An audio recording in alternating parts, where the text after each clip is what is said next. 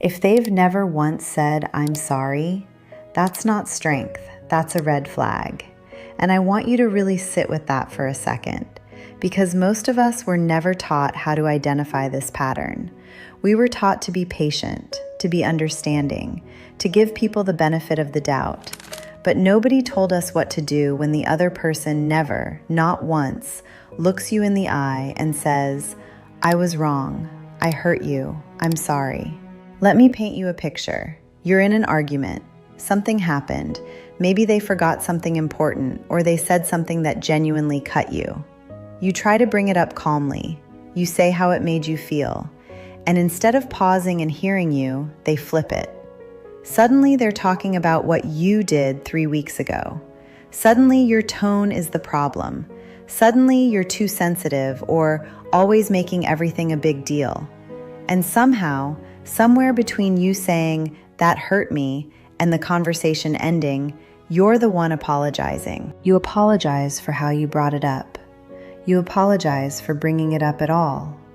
You apologize for feeling hurt. And they accept your apology without offering one in return. Sound familiar? Here's what you need to understand about a person who can never say sorry. An apology isn't just words, it's an acknowledgement. It's a person saying, "I see you. I see that I caused you pain, and your feelings matter more to me than my ego." When someone consistently refuses to apologize, they are consistently telling you something. They are telling you that winning matters more than your feelings, that being right matters more than the relationship, that their ego is more important than your healing. Psychologists call this a lack of accountability, and it is one of the most reliable predictors of long-term relationship dysfunction. Because here's the thing, every relationship has conflict, every single one. Two human beings with different backgrounds, different triggers, different needs, they will bump into each other emotionally. That's not a flaw, that's just life. What determines whether a relationship survives is not whether conflict happens, it's how it's handled when it does. And a relationship where one person never apologizes is a relationship where only one person ever does the emotional work. Now let me tell you something even more important, something I think you need to hear.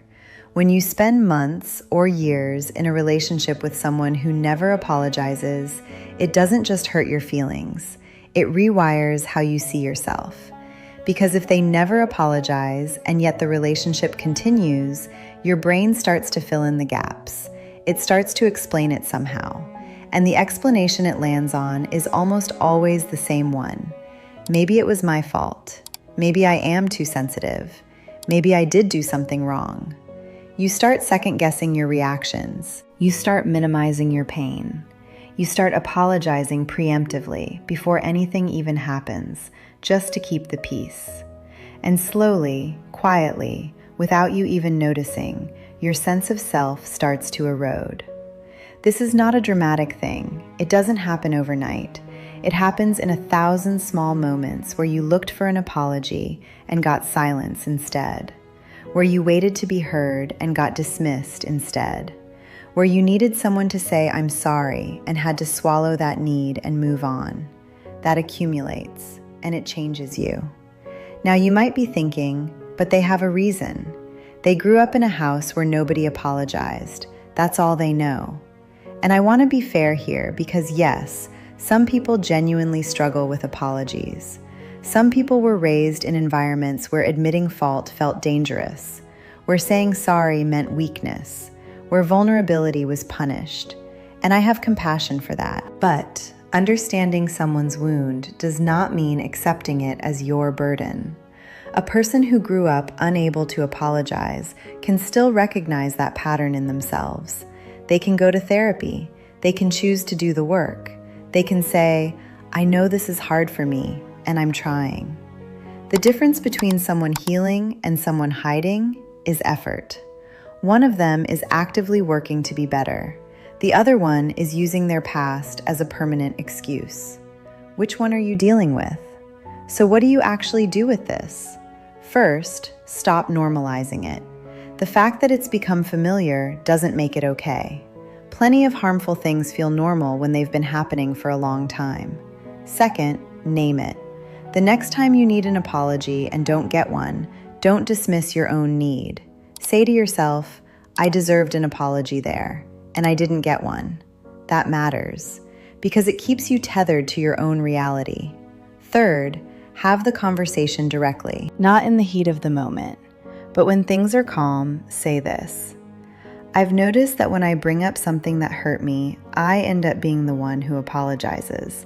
That doesn't feel fair. I need that to change. And then watch what happens. Do they get defensive? Do they flip it? Do they suddenly become the victim? Or do they actually hear you? Their response to that one conversation will tell you everything you need to know. Here's the truth I want to leave you with. A person who loves you will not always do everything right, but they will care enough about hurting you to say so. They will care enough about your heart to protect it, even when it means setting down their pride. An apology is not weakness. An apology is love in action, and you deserve to be with someone who knows that. You deserve to be with someone who, when they hurt you, even accidentally, looks at you and says, I'm sorry, that matters to me. Don't accept a relationship where that is too much to ask for, because it isn't too much. It's the bare minimum. Be honest with me. How many times have you apologized for something you didn't do just to keep the peace? If a specific face popped into your head while listening to this, drop a yes in the comments or tell me your story.